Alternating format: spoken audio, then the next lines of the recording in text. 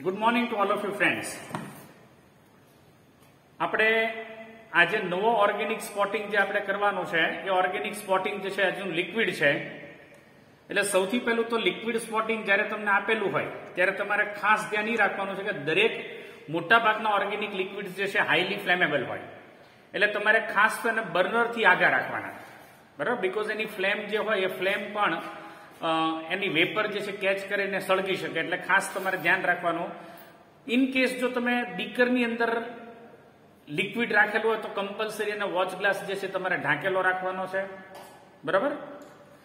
આજનું આપણું જે લિક્વિડ છે, નવું જે ઓર્ગેનિક સ્પોટિંગ કરવાનું છે એ લિક્વિડ તમે જોઈ શકો છો કે પહેલી એની સ્થિતિ પ્રવાહી.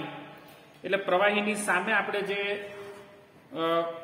અનુમાનો લખવાનો છે, આલ્કોહોલ, કીટોન, એસ્ટર, આલ્ડીહાઇડ, હાઇડ્રોકાર્બન, કેટલાક નાઇટ્રો સંયોજનો અને ફિનોલ અને એમાઇન્સ જે છે હોઈ શકે.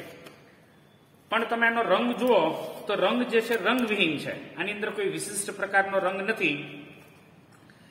આથી રંગવિહીન પ્રવાહી મોટાભાગે આલ્કોહોલ, હાઇડ્રોકાર્બન, એસ્ટર, આલ્ડીહાઇડ, હેલોજન સંયોજનો, કીટોન અને કેટલાક એસિડ જે છે હાજર હોઈ શકે, બરાબર. એટલે નાઇટ્રો સંયોજનો સામાન્ય રીતે પીળા રંગના હોય, બરાબર. એમાઇન્સ જે છે એ જનરલી ડાર્ક બ્રાઉન કલરના હોય, બરાબર. એટલે એ સંયોજનો ન હોઈ શકે એવું આપણે પ્રારંભિક રીતે અનુમાન જે છે એવું લગાડી શકીએ. ત્યાર પછી આપણે આની સ્મેલ જે છે એ જોઈએ. તો આની સ્મેલ જે છે મીઠી સ્મેલ આવે છે, બરાબર. તમે કદાચ આ લિક્વિડ જ્યારે તમને આપશે ત્યારે તમે જો લિક્વિડ જોતા હો તો તમને એની સ્મેલ પણ જાણીતી લાગશે, એટલે મીઠી સ્મેલ લાગે. એટલે અનુમાનમાં alcohol, chloroform, carbon tetrachloride, acetone, ethyl methyl ketone, બરાબર, અથવા તો dimethyl ketone, diethyl ketone એવા પણ સંયોજનો જે છે હાજર હોઈ શકે. ત્યાર પછી આપણે જોવાનું છે પોર્સેલિનના ટુકડા પર, બરાબર, પદાર્થ જે છે એને ગરમ કરતા. એટલે આપણે લિક્વિડ લઈએ, થોડું પોર્સેલિનમાં આપણે ગરમ કરીએ.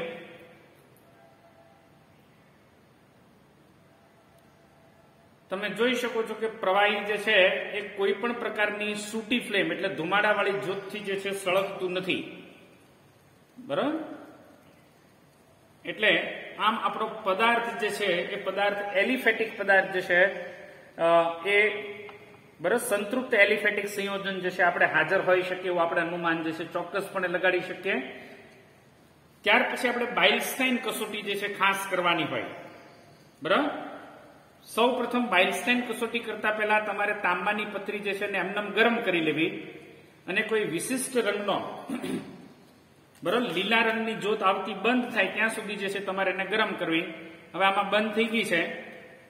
થોડુંક ઠંડુ પડે પછી આપણે ખાલી પ્રવાહીનું એક ટીપું મૂકશું. તમે જોઈ શકો છો કે ખૂબ તરત સળગે છે પણ કોઈ લીલા રંગની જ્યોત આપણને જોવા મળતી નથી. એટલે હેલોજન યુક્ત સંયોજનો, યુરિયા અથવા તો થાયોયુરિયા, જો કે યુરિયા અને થાયોયુરિયા ઘન પદાર્થ હોય તે ગેરહાજર છે એવું આપણે કહી શકીએ. ત્યાર પછી શુષ્ક કસનળીની અંદર પદાર્થને ગરમ કરવો, પણ આ કસોટી સામાન્ય રીતે આપણે પ્રવાહી હોય ત્યારે કરવાની જરૂર હોતી નથી, બરાબર. એટલે લખવાની ચોક્કસ હોય કે શુષ્ક કસનળીમાં પદાર્થને ગરમ કરવો, એટલે લખવાનું કે ઘન પદાર્થ પ્રવાહી પદાર્થ હોવાથી, બરાબર, આ એક પણ અનુમાન જે છે હાજર હોઈ શકે નહીં. ત્યાર પછી આપણે દ્રાવ્યતા કસોટી જે છે ચોક્કસ કરશું પદાર્થ અને એની અંદર, બરાબર, થોડું આપણે પાણી જે છે ઉમેરશું. આપણે બીકરની અંદર, બરાબર, થોડું પાણી જે છે એ પદાર્થની અંદર આપણે પાણી ઉમેરીને જોશું કે પદાર્થ જે છે દ્રાવ્ય છે કે કેમ.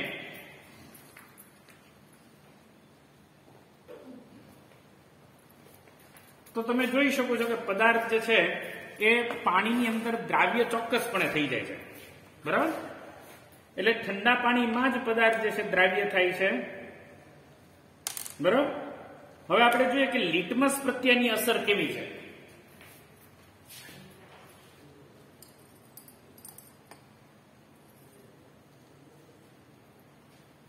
તો મારી પાસે અહીં આગળ બંને પ્રકારના લિટમસ છે, બરાબર.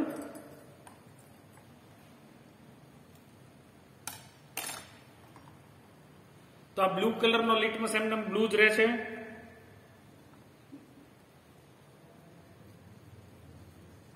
લાલ કલરનો લિટમસ પણ લાલ જ રહેશે, એટલે આપણે કહી શકીએ કે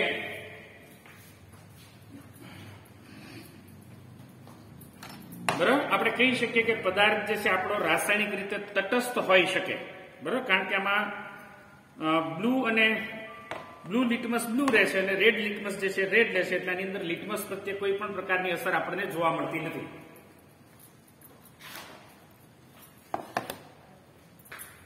બરાબર, એટલે પાણીમાં દ્રાવ્ય પરંતુ લિટમસ પ્રત્યે અસરવિહીન, એટલે આલ્કોહોલ અને કીટોન, બરાબર, એ હાજર હોઈ શકે. યુરિયામાં લખેલું છે પણ યુરિયા ન હોય કારણ કે ઘન પદાર્થ છે.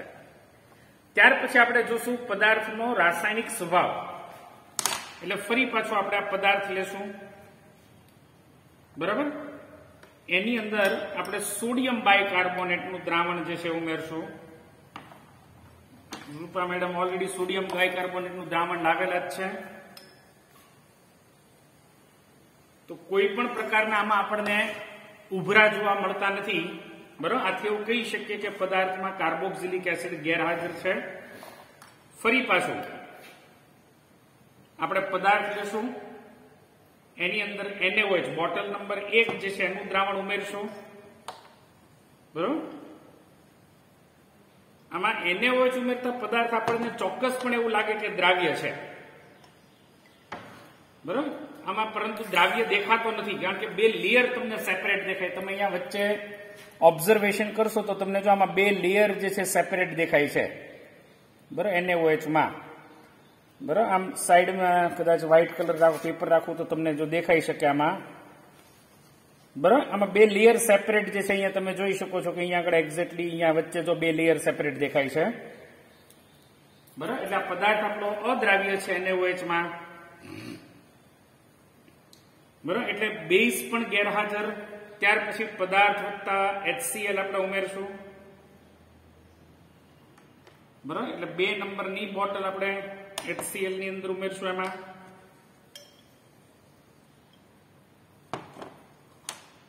તો જો પદાર્થમાં જો તો HCl સાથે ચોક્કસપણે તમને એવું લાગશે કે દ્રાવ્ય થયો છે, પણ માત્ર દ્રાવ્ય થાય એટલે તમારો પદાર્થ બેઝિક થતો નથી.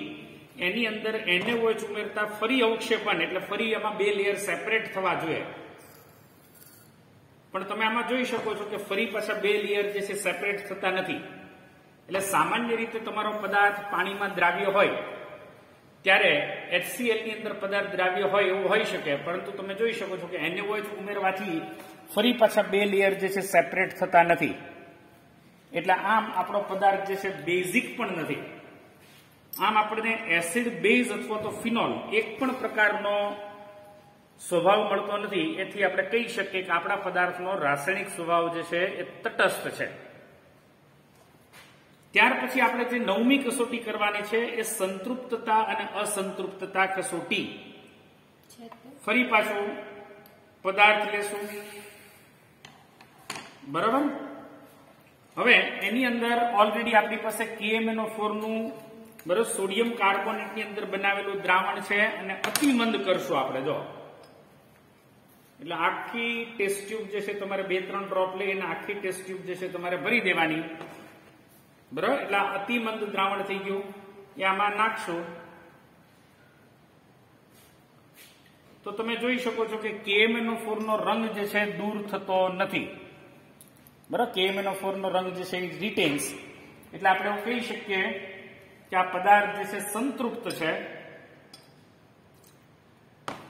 ત્યાર પછી ફરી પાછું પદાર્થનું જલીય દ્રાવણ વત્તા Br2 વોટર.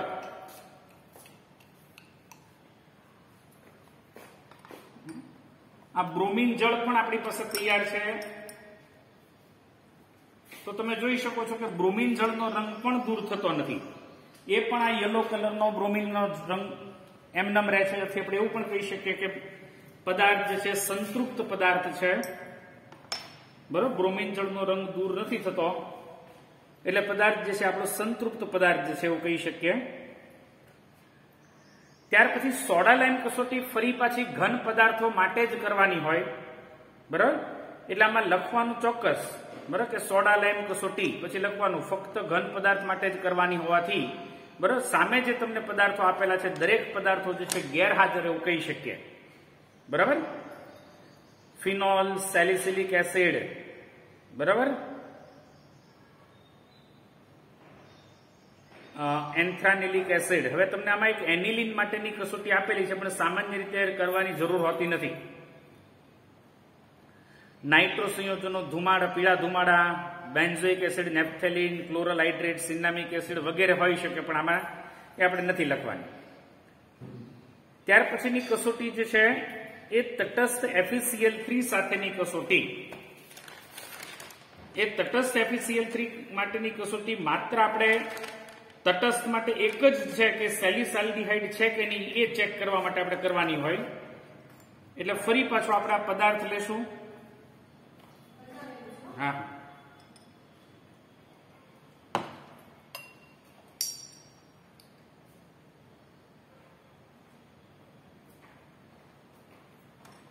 અને એની અંદર આપણે તટસ્થ FeCl3 નું દ્રાવણ જે રૂપા મેડમે ઓલરેડી બનાવીને તૈયાર રાખેલું છે, અને અગાઉ પણ આપણે અત્યાર સુધીના ઘણા બધા પ્રેક્ટિકલ્સમાં આપણે કેમ બનાવવું એ આપણે શીખડાવેલું છે.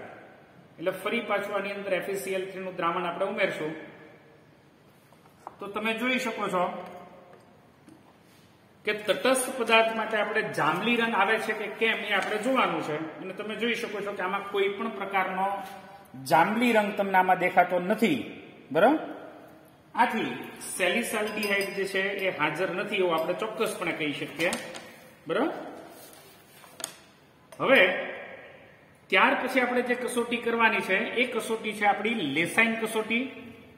એટલે અત્યાર સુધીની જે પ્રાથમિક કસોટીઓ છે એની ઉપરથી આપણને રંગવિહીન પદાર્થ, મીઠી વાસ ધરાવતો પદાર્થ, જેનો રાસાયણિક સ્વભાવ જે છે તટસ્થ છે, બરાબર, સંતૃપ્ત પદાર્થ છે, બરાબર, અને મોટાભાગે આલ્કોહોલ અથવા તો કીટોન એ હોઈ શકે, અધરવાઇઝ આલ્ડિહાઇડ જે છે એવા સંયોજનો હોઈ શકે, એવું આપણે કસોટી જે છે આપણે ઉપરથી નક્કી કર્યું. હવે આપણે એની અંદર કયા કયા તત્વો છે એ આપણે નક્કી કરશું, અને બરાબર આપણે આગળની કસોટીઓ જે છે એ રૂપા મેડમ તમને કરાવશે. Good morning. હવે ટાઈમ આપણો બચે એટલા માટે મેં અગાઉથી લેસાઇન દ્રાવણ બનાવીને રાખ્યું છે. 3 ફ્યુઝન ટ્યુબ ની અંદર પહેલા આપણે સૌપ્રથમ સોડિયમ ધાતુનો ટુકડો લઈ એને ગરમ કરી અને એના પછી પ્રવાહી ઉમેરી અને એને ગરમ કરી અને આ લેસાઇન દ્રાવણ મેં ઓલરેડી બનાવીને રાખેલું છે. આપણે આટલા બધા કાર્બનિક પદાર્થો કર્યા, એના ઉપરથી આપણે એક તારણ કાઢી શક્યા હોઈએ કે રંગવિહીન પ્રવાહી હોય તો એની અંદર નાઇટ્રોજન તત્વ હાજર હોય નહીં. આમ પણ જ્યારે આપણે એનો રાસાયણિક સ્વભાવ નક્કી કર્યો તો રાસાયણિક સ્વભાવ નક્કી કરતી વખતે પણ આપણને એ સ્વભાવ આપણો બેઝિક મળ્યો નથી. છતાં પણ આપણે નાઇટ્રોજન માટેની કસોટી કરી લઈએ. એની માટે તાજું FeSO4 નું દ્રાવણ બનાવવાનું. ઘન FeSO4 મેં લઈને રાખ્યો છે. એની અંદર થોડુંક અમસ્તું ડિસ્ટિલ વોટર ઉમેરી અને એને સામાન્ય હલાવતા તાજું FeSO4 નું દ્રાવણ બની જાય છે.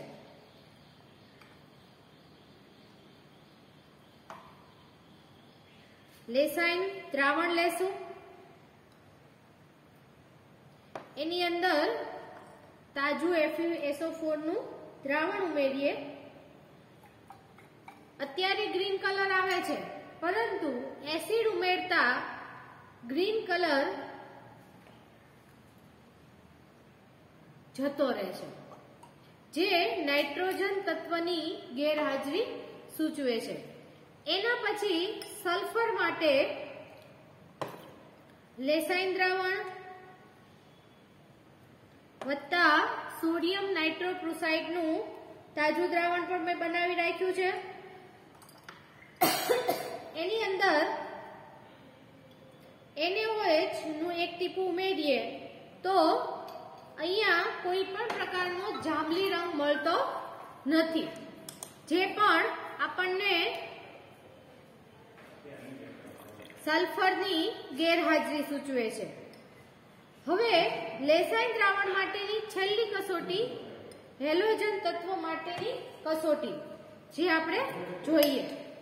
તો હેલોજન તત્વની કસોટી માટે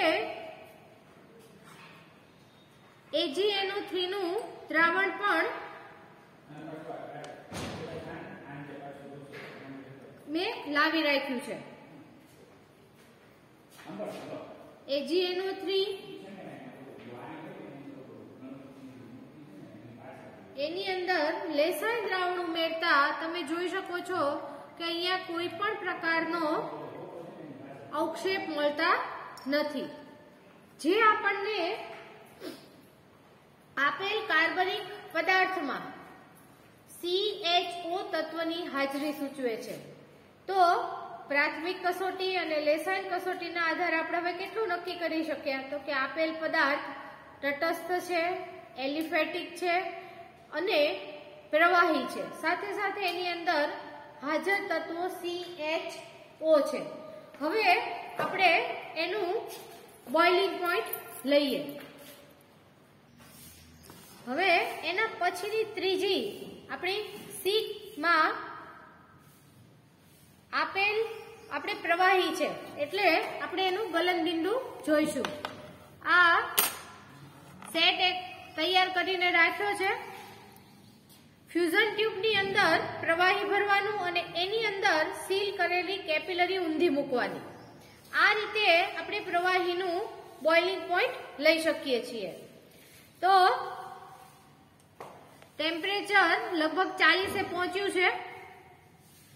કેપિલરીનો જે નીચેનો ખુલ્લો છેડો હોય એ ફ્યુઝન ટ્યુબમાં નીચે રાખવાનો. ત્યાંથી એક સાથે પરપોટા નીકળે જે આપણું બોઇલિંગ પોઈન્ટ કહેવાય.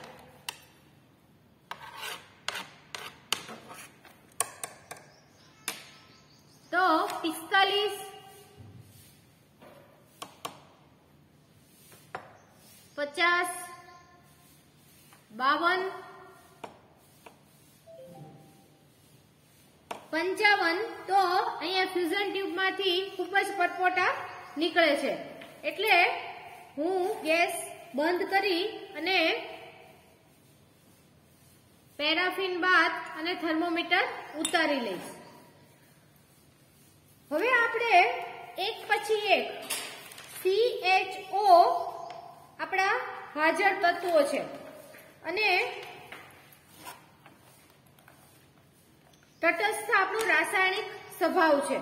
તો એમાં પેજ નંબર 40 ઉપર આપણને આપેલું છે કે ક્રિયાશીલ સમૂહની વિશિષ્ટ કસોટી. CHO હોય તો કાં તો એસિડ હોય કાં તો ફિનોલ હોય અથવા તો તટસ્થ રાસાયણિક સ્વભાવ હોય તો કયા કયા પદાર્થો હોઈ શકે? અથવા તો પહેલા સમૂહ આલ્ડીહાઇડ. આલ્ડીહાઇડમાં આપણને બેન્ઝાલ્ડીહાઇડ આપવામાં આવે છે પ્રવાહી. તો બેન્ઝાલ્ડીહાઇડની વાસ કડવી બદામ જેવી હોય અને એનો કલર આછો પીળો હોય. તો આપણા આજના પ્રવાહીનો કલર કલરલેસ છે એટલે આલ્ડીહાઇડ સમૂહ ન હોઈ શકે. એના પછી કાર્બોહાઈડ્રેટ.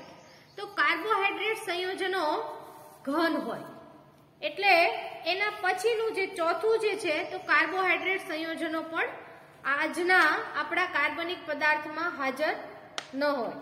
તો એના પછી છે કીટોન, એસ્ટર, આલ્કોહોલ, ઇથર અને હાઇડ્રોકાર્બન. તો આપણે એક પછી એક સમૂહની વારાફરતી કસોટી કરીએ. તો સૌપ્રથમ પ્રવાહીમાં સોડિયમ નાઇટ્રોક્લોરાઇડ નું તાજું દ્રાવણ.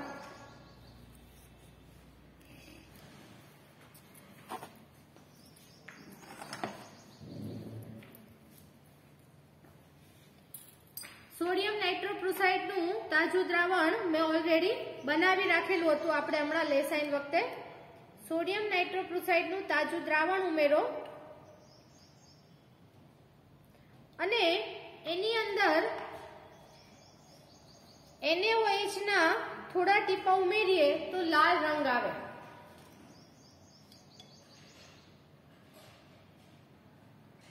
ખૂબ સરસ લાલ કલર અહીં આપણને મળે છે.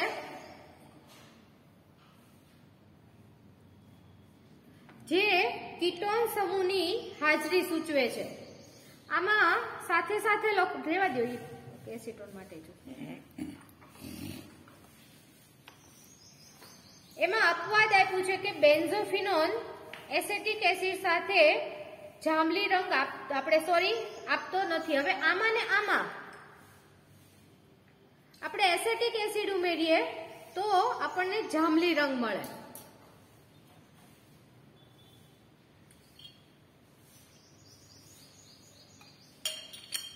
તો અહીંયા તમે જોઈ શકો છો કે સરસ મજાનો જાંબલી રંગ મળે છે, જે આપણને કીટોન સમૂહની હાજરી સૂચવે છે. પણ અપવાદમાં લખ્યું છે કે બેન્ઝોફિનોન આપણને જાંબલી રંગ આપતો નથી. આમ પણ આપણો આજનો પદાર્થ કેવો છે? એલિફેટિક છે. બેન્ઝોફિનોન પોતે એરોમેટિક છે, એટલે બેન્ઝોફિનોનની શક્યતા આમ પણ નથી અને એનું જે આપણે ઉત્કલન બિંદુ જે છે એ પણ એને અણુમાં આપતું નથી. હવે પ્રવાહીમાં મેટાડાઈ નાઇટ્રોબેન્ઝીન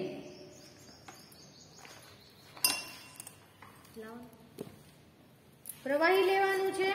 એમાં મેટાડાઈ નાઇટ્રોબેન્ઝીન જે સોલિડ હોય એના એક કે બે ક્રિસ્ટલ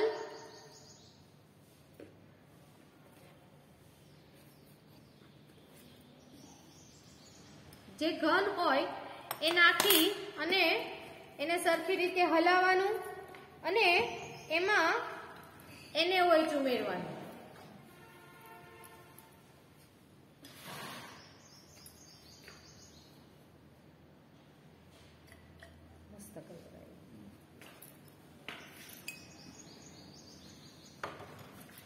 તો જાંબલી રંગ આવે જે તમને દેખાય છે વિડીયોમાં. તો આ જાંબલી રંગ જે પણ કીટોન સમૂહની હાજરી સૂચવે છે. એના પછી જે છે એ છે સંતૃપ્ત બાયકાર્બોનેટનું દ્રાવણ અને આપણો આજનું પ્રવાહી. તો સફેદ કલરના અવક્ષેપ આવે જે તમને અહીંયા દેખાય છે કે તો આ ત્રણેય કીટોન સમૂહની હાજરી આપણને સૂચવે છે. હવે આગળ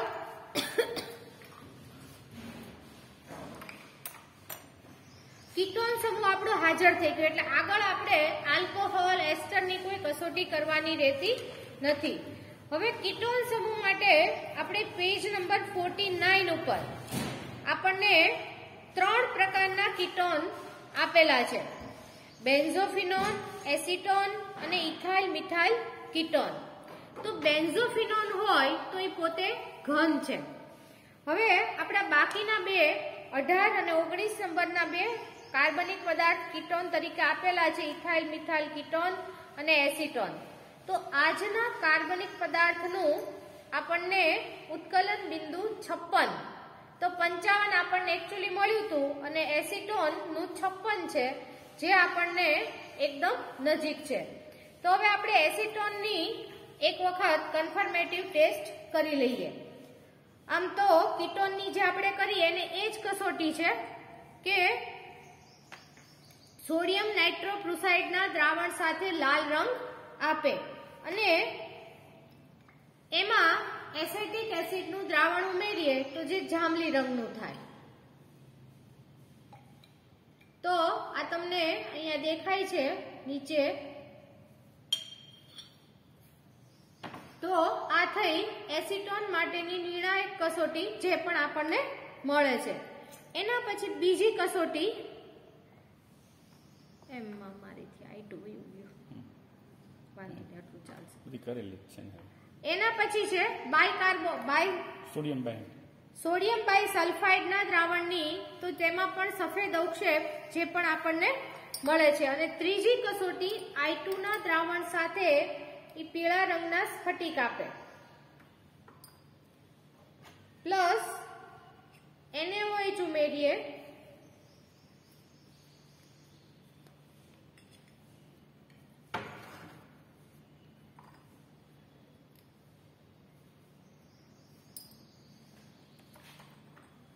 તો આપણને આ પીળા રંગના સ્ફટિકમય અંદર અવક્ષેપ આવે. તો આ ત્રણેય આપણને એસિટોન માટેની નિર્ણાયક કસોટી પણ હાજર મળે છે. તો આજનો આપણો અને આની તમારે વ્યુત્પન્ન બનાવવાનો નથી. જો ધારો કે તમારે બનાવવો હોય તો આયોડો ફોર્મ, જે આપણે હમણાં જ કસોટી કરી લાસ્ટમાં કે પ્રવાહી વત્તા I2 નું દ્રાવણ વત્તા NaOH, એને તમે વોટર બાથમાં થોડીક વખત ગરમ કરો એટલે આયોડો ફોર્મના સરસ અવક્ષેપ આવી જાય. તો આજના પ્રવાહીનો તમારે ડેરિવેટિવ પણ લખવાનો છે. તો આજનો કાર્બનિક પદાર્થ એસીટોન. Okay, thank you.